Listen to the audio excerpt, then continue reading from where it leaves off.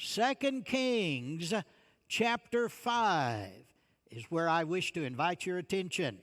2 Kings chapter 5. You know, on Wednesday nights, our pastor has been talking about the ministry of Elisha, and he covered part of this a few weeks back, but I would like to, just feeling led of the Lord, to bring this message from the 5th chapter of 2 Kings. You might wonder, what in the world does 2 Kings chapter 5 and the story of Naaman have to do with Christmas?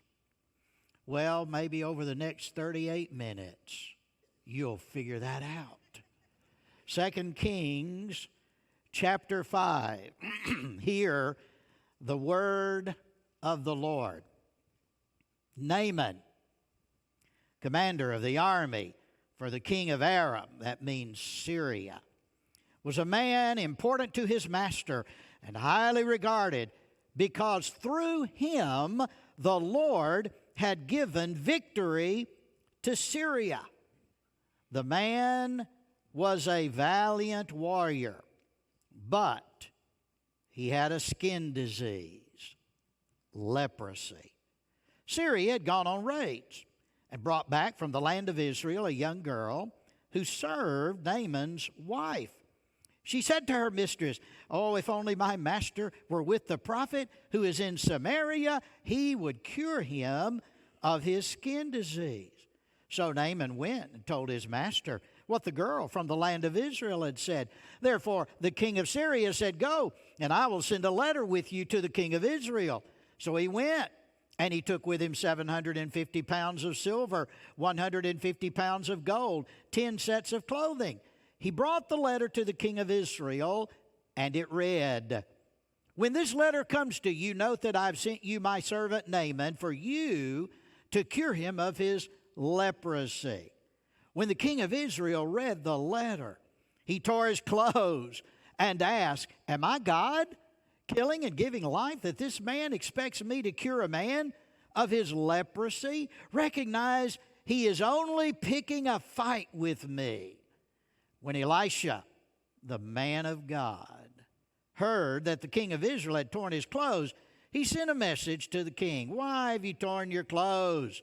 Have him come to me, and he will know there is a prophet in Israel." So Naaman came with his horses and chariots and stood at the door of Elisha's house. Then Elisha sent him a messenger who said, "Go, wash 7 times in the Jordan, and your skin will be restored, and you will be clean." But Naaman got angry and left, saying, "I was telling myself, he will surely come out, stand, call on the name of the Lord his God, wave his hand over the place, and cure the skin disease. Aren't Ubana and Parphor, the rivers of Damascus, better than all the waters of Israel? Couldn't I wash in them and be clean?" So he turned and left in a rage. But his servants approached him and said to him, "My father, if the prophet had told you to do some great thing, would you not have done it? How much more should you do it when he only tells you, 'Wash and be clean'?" So Naaman went down and dipped himself in the Jordan 7 times, according to the command of the man of God.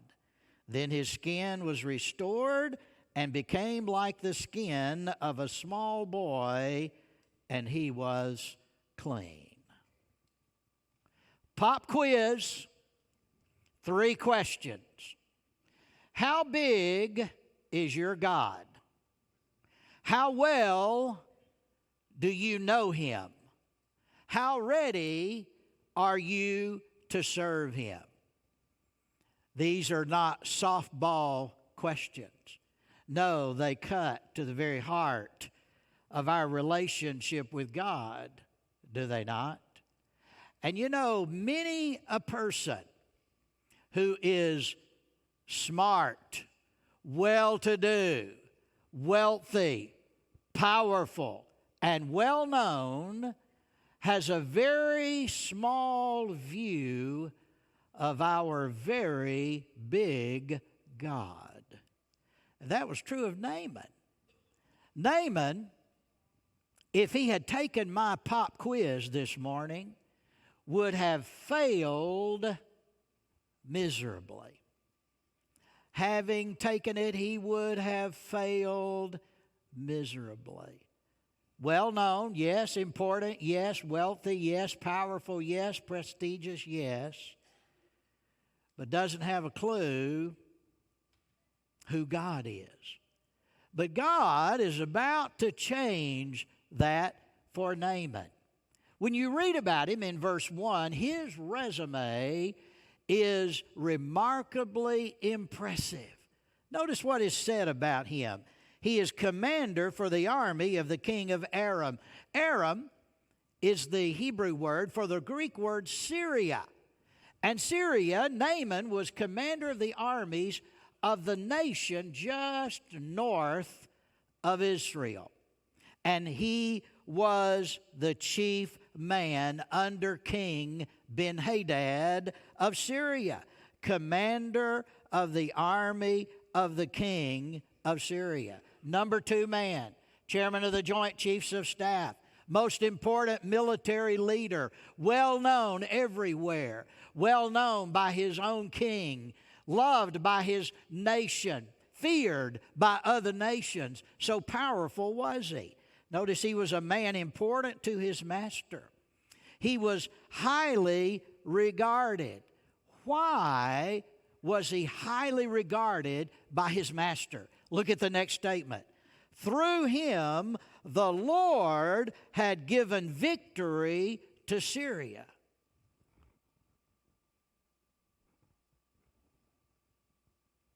What? Victory to Syria over whom? Israel. Now, wait a minute.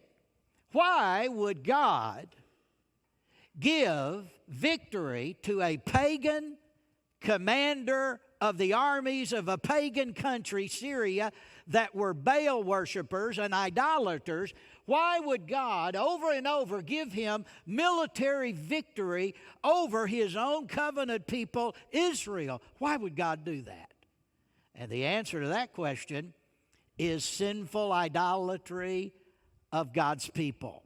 Because the people of Israel had fallen into idolatry. Their king Jehoram, son of Ahab, and Jezebel was also a man who was an idolater. He didn't really follow his own God that he said he believed in. And so God disciplined his own people and subjugated Israel, the northern kingdom, to a man whom he gave victory to Syria over Israel. I find that remarkable. Hey, it's points off when God lets a foreign nation come in and subjugate his own people. It's points off when that happens. And so the Lord had given him victory. The man was a valiant warrior. Look at all of this on his resume. But notice his resume has a little monosyllable on it, and that monosyllable is but. But. Your resume looks good in many ways, does it not? But on your resume, there's a monosyllable as well. But, a problem, a pain, a hurt, a burden, a victory that can't be won, battles lost. But he was a leper. Here was a man who had it all. He had notoriety, he had power. Everybody saluted him. He had servants, soldiers who were around him at every moment. Had won victory after victory, named, renowned, decorated, military hero. Number 2 in the nation of Syria. But he was a leper. You know, you look at your resume, and lots of good things are on that resume, things you're proud of. But on everybody's resume, everybody in this room this morning, there's a word on your resume, but. Single, monosyllable, But in Naaman's case, he was a leper. He had an incurable skin disease. Every morning when Naaman looked in the mirror, he saw the blotches on his skin. And he knew that leprosy was an incurable disease in his time, and it meant a slow, gradual death. It might take months, it might take years, but gradually would that leprosy eat away at your skin, your fingers, your toes, your nose, your ears, until you finally succumbed to a living death. That's what Naaman had to look forward to. He would have traded all of his medals, all of his victory, all of his prestige, all of his honor, and all of his wealth just to have the clean skin of one of his soldiers. But it wasn't to be. Naaman was a leper. Now the story gets even more interesting. Verse 2, Syria had gone on raids and brought back from the land of Israel a young girl who served Naaman's wife. Now, a little geography. Naaman lives in Damascus, which is in Syria. Damascus is 120 miles north of the city of Samaria, which is the capital of the northern kingdom of Israel. Remember, after the death of Solomon, the nation of Israel divided. You have the southern kingdom, Judah, her capital, Jerusalem. You have the northern kingdom, Israel, her capital, Samaria. And even the people of Judah laughed at and scoffed at the people of the northern kingdom. They were the country bumpkins. And Samaria was viewed as the armpit of the nation of Israel. And yet north of Samaria, you've got the border between the northern kingdom and her king, and Syria and her king. And Syria, at this point in history in the 8th century, had subjugated Israel. Israel was under the thumb of Syria. And everybody in Israel hated Syria. And everybody in Israel hated the general who had won his victories in their own land against God's own people, Naaman. They all hated him. And periodically, because Syria had the upper hand, they would do some raids. They would raid down into the northern kingdom, cross the border, find a little town there, kill 4 or 5, 8 or 10 of the adults who were there, and take away 3 or 4 young teenage girls to be slaves and servants in the homes of those who were aristocratic in Syria. Such was the case. General Naaman and his wife, they had captured, one of those raids, they captured a little Jewish girl. She's not even named. Not even named. And now she is a slave of a foreign people in Naaman's home. She serves Naaman's wife. Can you imagine? Now, what she says next is even more remarkable to me. One day she said to her mistress, "If only my master were with the prophet who's in Samaria, he would cure him of his skin disease." Does that strike you as odd? Look, I grew up 60 miles south of the border of Tennessee in North Georgia. If raiders from Tennessee, when I was a teenager, had come down into Georgia, come into my hometown, killed my parents, took me back across the border into Tennessee to be a slave in somebody's house for the rest of my life, I would be ticked off about it.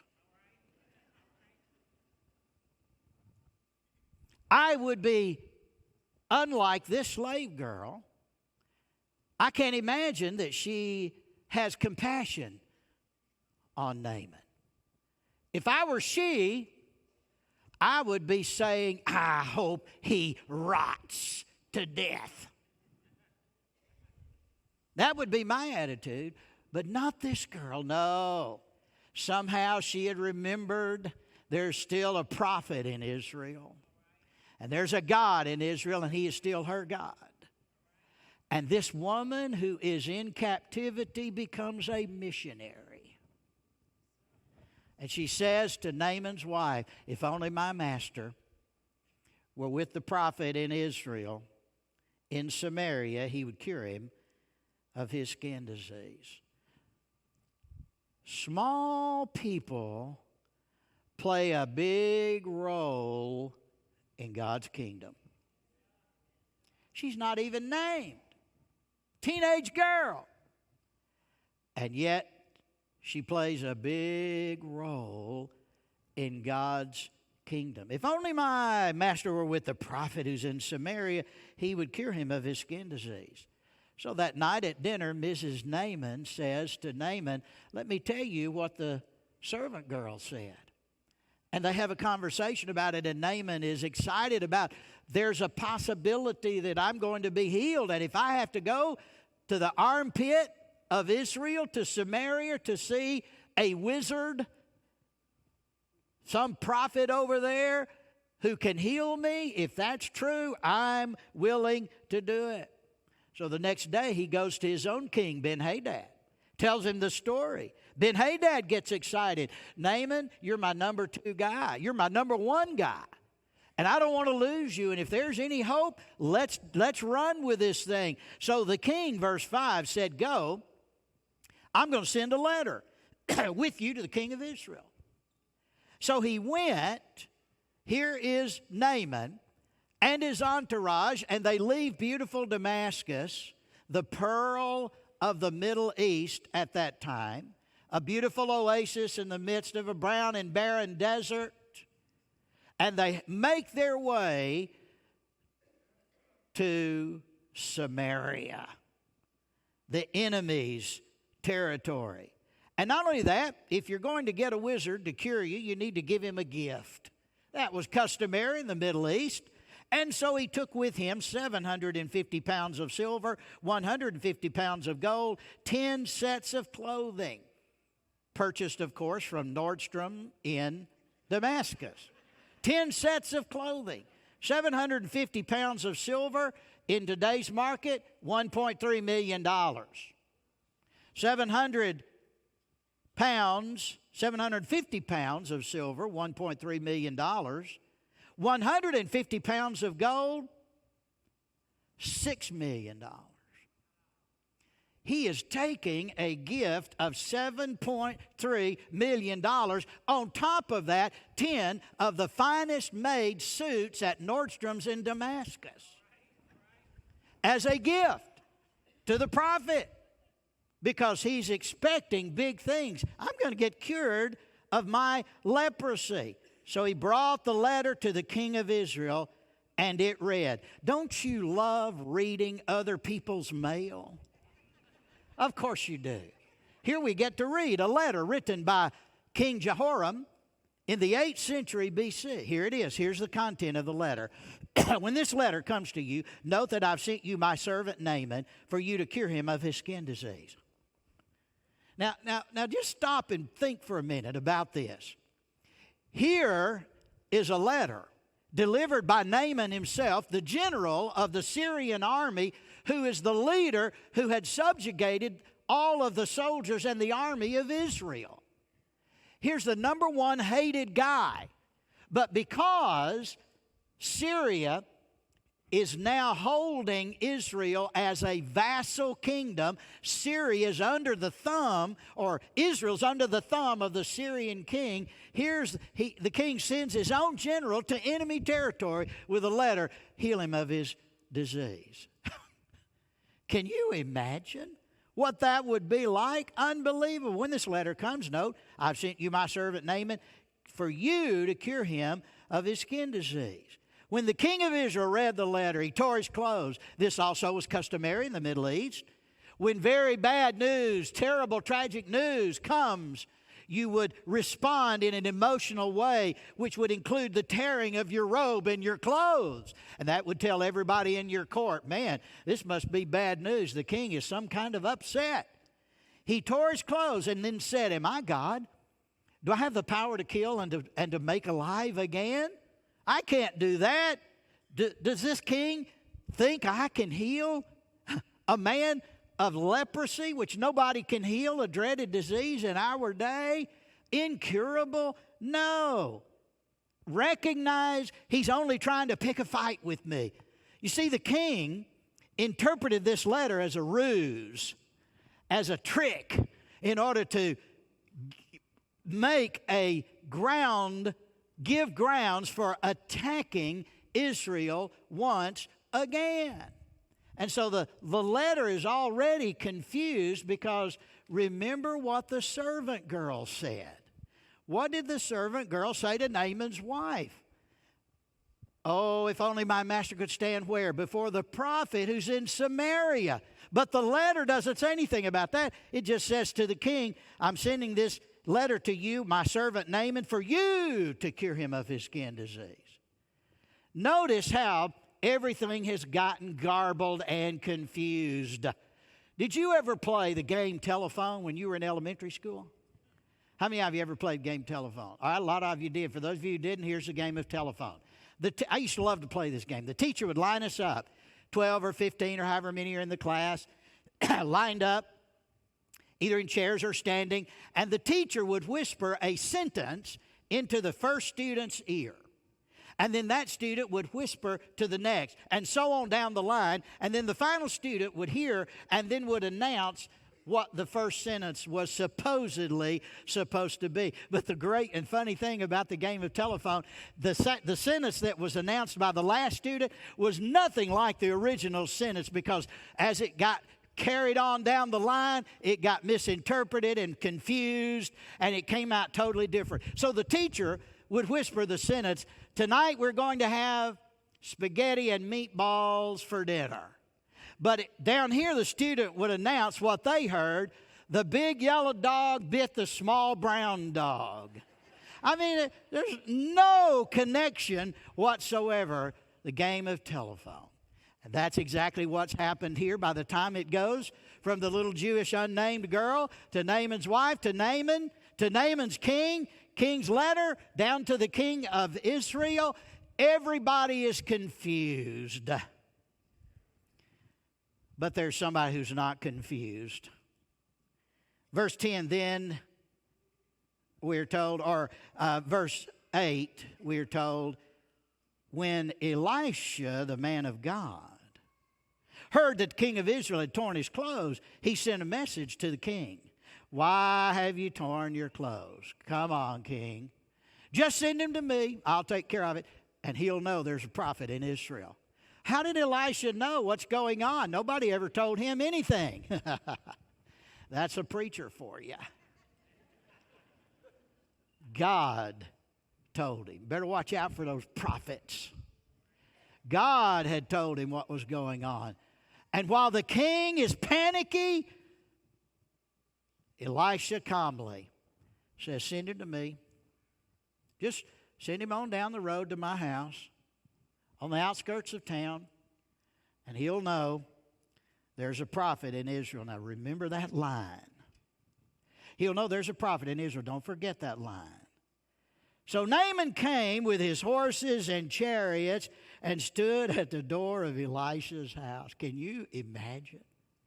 I mean, there's little Elisha's house, white frame house, on the outskirts of the armpit of Israel, Samaria.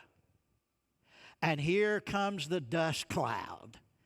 And I mean, the black limousine is rolling, and the Ford F-150s carrying the treasure and the gifts behind, and soldiers in black sedans, and they all pull up at Elisha's house. Finally, the dust settles, and about all you can hear is the creak of an axle and the soldiers cough. And Naaman walks to Elisha's door, knocks on the door. For a moment, nothing happens. The door does not open. But when the door does open, it's not Elisha who comes out to bow before the great general. No, Elisha doesn't even show up. He sends one of his servants. Naaman is not used to getting this kind of treatment. Hey, if the Secretary of War with his entourage rolled up to your house to have a conversation, you're not going to send your 10-year-old son out to talk to him. And here's Naaman. What an affront. The prophet won't even come out and talk to me. Rather, he sends a messenger. And so, after a period of time, the door cracks open just enough where the hook is, the latch, just about that much, and out peers the messenger. And he simply says this: go wash in the Jordan River 7 times. The word wash means dunk. Go dunk yourself 7 times in the Jordan River and you'll be clean. Click, and the door closes. Can you imagine? Now, Naaman is not used to this kind of abuse. He can't believe it. He's stunned. Not even the prophet didn't even come out. He just sent his servant. Go wash 7 times in the Jordan, and your skin will be restored, and you will be clean. But, verse 11, Naaman got what? Angry. His pride got to him. He got angry, and he left. And as he leaves, the Hebrew indicate he's kind of talking under his breath. It's out loud, but it's sort of he's muttering to himself. And look at what he's saying. I was telling myself, he will surely come out, stand, call on the name of the Lord his God, wave his hand over the place, cure the skin disease. And then he gives us a geography lesson. Aren't the rivers Abana and Parphor, the rivers of Damascus, better than all the waters of Israel? Couldn't I wash in them and be clean? So he turned and left in a rage. He starts out in anger, he leaves in a rage. It's interesting that he talks about the rivers. The prescription the prophet gave was go wash in the Jordan River. If you've never seen the Jordan River, let me tell you about it. Picture the Trinity River. No, I'm serious. I've been there. Picture the Trinity River. The Jordan River is almost identical to the Trinity River in its dimensions. It's 90 feet across. The Trinity River is about 20 feet deep. The Jordan River is anywhere from 3 to 10 feet deep. And you want to take your family swimming, you don't go to the Trinity River. It's muddy, it's sorry, mostly grown up places, snaky. You wouldn't go to the Trinity River. The same is true for the Jordan River. It's the muddiest river you ever saw. You go down the banks, and most places where the Trinity River, where the Jordan River is in Israel, there are steep banks, 45-degree angle. Then there's all kind of brush. And finally, you get into the river, and the water is muddy. In flood stage, it's flowing like crazy. And in dry spells, it's just barely flowing because you've got water here 5 feet deep, and then you've got a little bit of 6-foot flow there, and then some more, a little bit more deeper, and it's muddy, and you step in, and it's mud up to your knees. I mean, it is no river to write home about. Go wash in the Jordan River. And Naaman says, you got to be kidding me, that sorry river. Why, Abana, the Abana River where I'm from, and the Parphor River just below the Abana River are spring-fed, clear, blue water rivers that create around Damascus an oasis with beautiful foliage and flowers, apricots. I mean, it's a beautiful place, Damascus, compared to Samaria and compared to the Jordan River, which is nothing but a strip of muddy water. Why can't I just go in my own country? Why can't I just wash in the Parphor? Why can't I wash in the Abana? Clean, clear rivers. No. He's mad as he can be, so he turned and he left in a rage. Preachers have that effect on you sometimes. They don't tell you what you want to hear. They tell you what you need to hear from God. And sometimes, listen, sometimes God offends the mind in order to win the heart.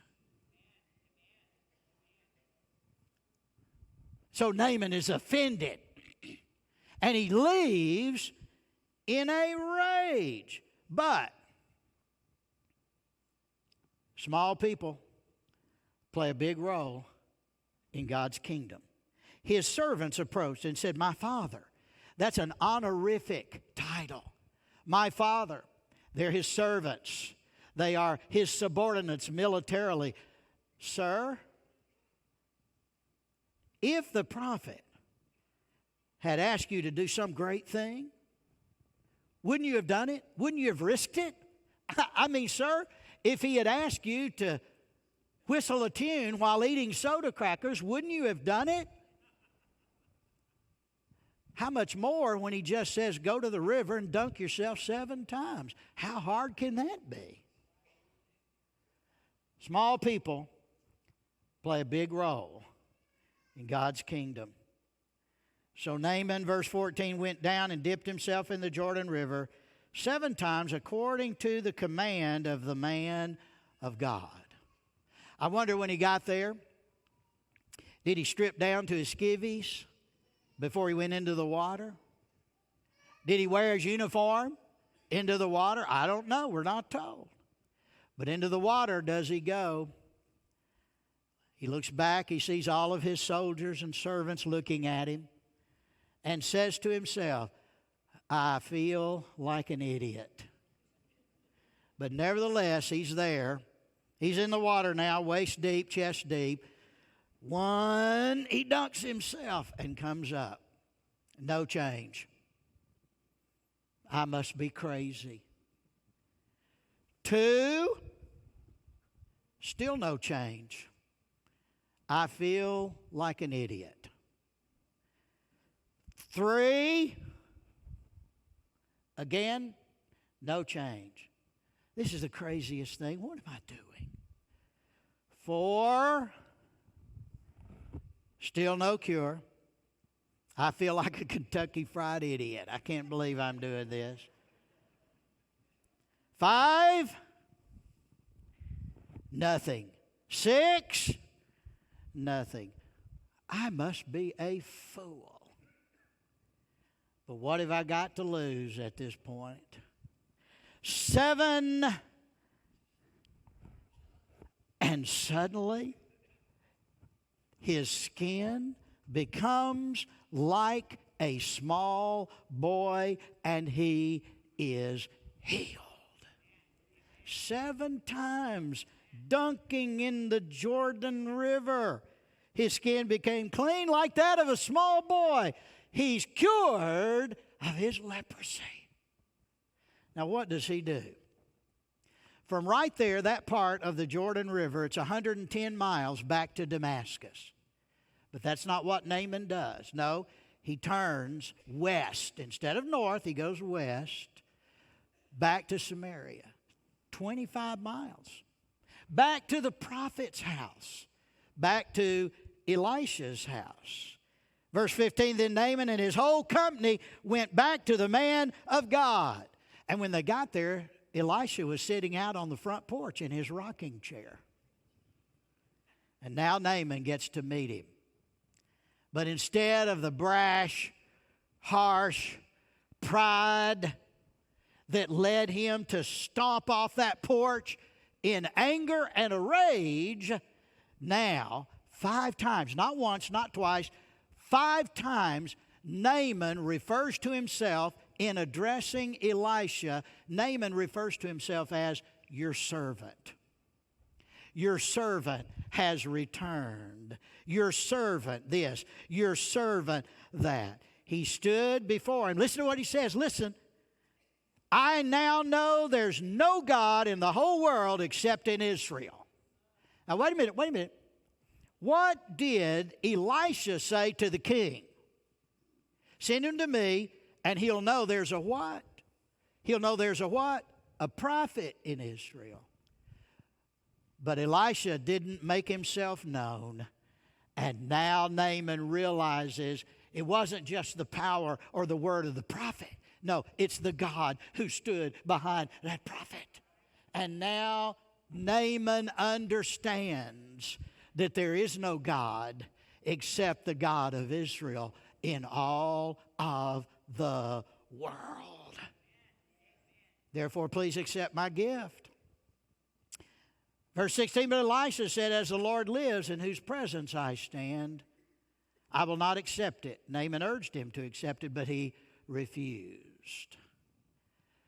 You know, some preachers would have had a hard time turning down $7.3 million and 10 new suits from Nordstrom at Damascus.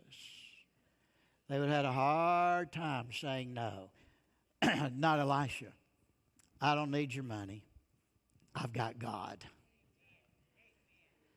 And now, Naaman, you understand who God is, don't you?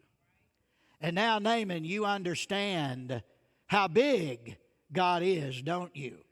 And now, Naaman, you understand how to worship and serve that God, don't you?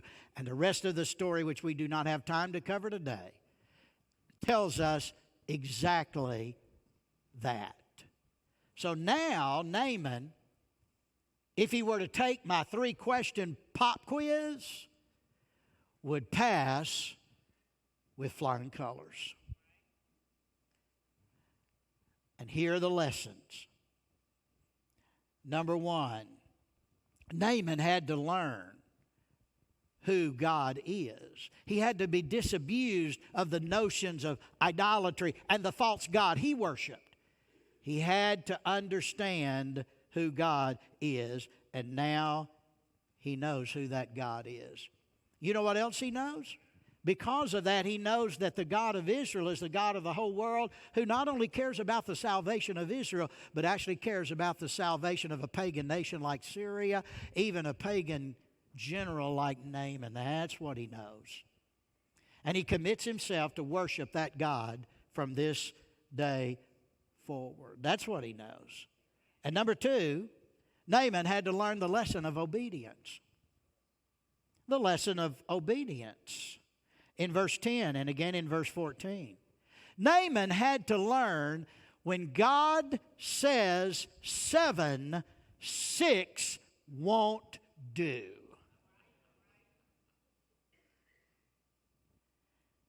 Did you read that fine print on the prescription that Elisha gave Naaman? The prescription said, go dunk yourself in the Jordan River and you'll be healed.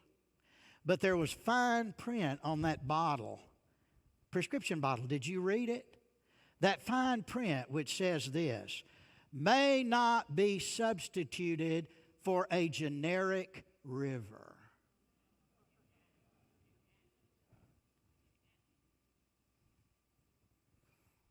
Only the Jordan will do. You want to be healed? Go to the Jordan. But I want to go to my rivers and my... You want to be healed? Go to the Jordan. You must learn the lesson of total obedience. When God says 7, 6 won't do. And some of you today are struggling at this Christmas season. Some of you as Christians, because you're struggling with the lesson of total obedience. You're trying 6 when God has told you 7. Go all the way. Number 3, humility is the key to obedience.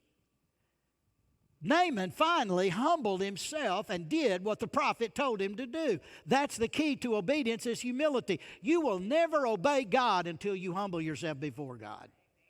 Never will you obey Him until you humble yourself before Him.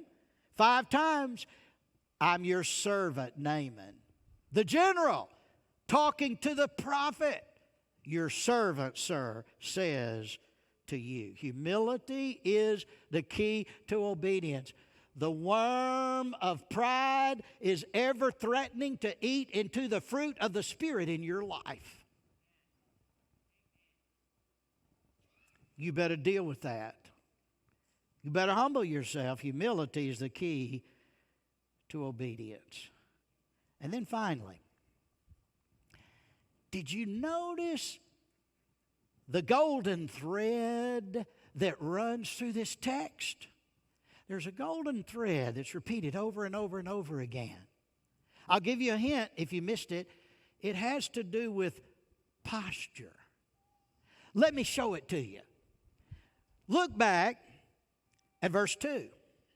Syria had gone on raids, brought back from the land of Israel a young girl who served Naaman's wife. You see that word served there?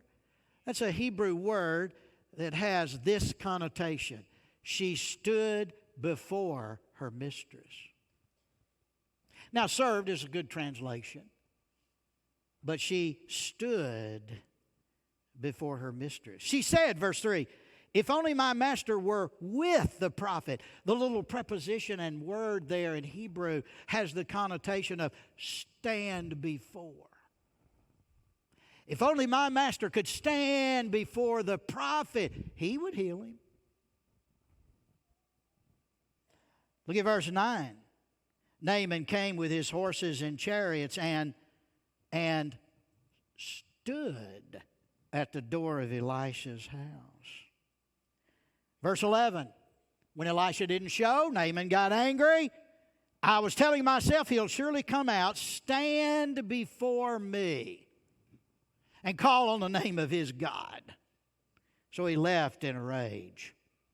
Verse 15, Naaman came back to the man of God, stood before him, and said, now I know there's no God except in Israel. Receive this gift. And verse 16, Elisha said, as the Lord lives, in whose presence I stand. Everybody in this text is standing before somebody. And they are all, from the unnamed slave Jewish girl to both the kings Jehoram and Ben-Hadad and everybody in between, whether they realize it or not, they all stand before God.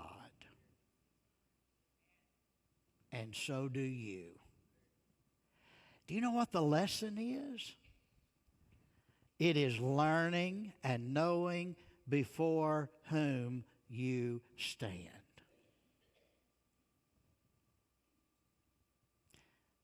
Whom do you stand before this Christmas?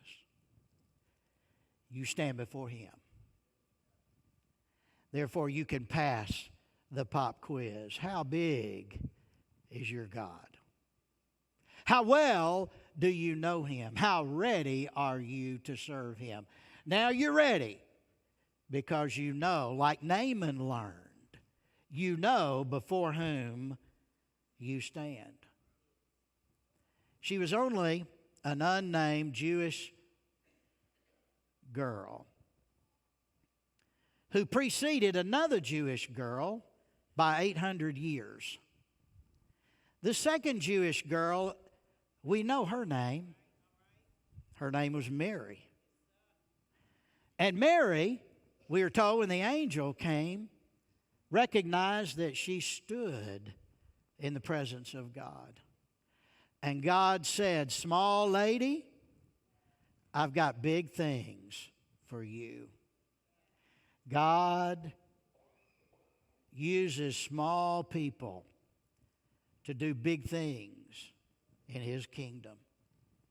I don't know if that little unnamed Jewish girl may have been named Mary, but I know 800 years later, Mary gave birth to Jesus the Messiah. And because of what He did on Calvary, because of that first Christmas, what can wash away my sin? Nothing but the blood of Jesus. What can make me whole again? Nothing but the blood of Jesus. Sinners plunged, dunked beneath that flow, lose all their guilty stains. That's what Naaman has to do with Christmas. this Christmas, understand before whom you stand.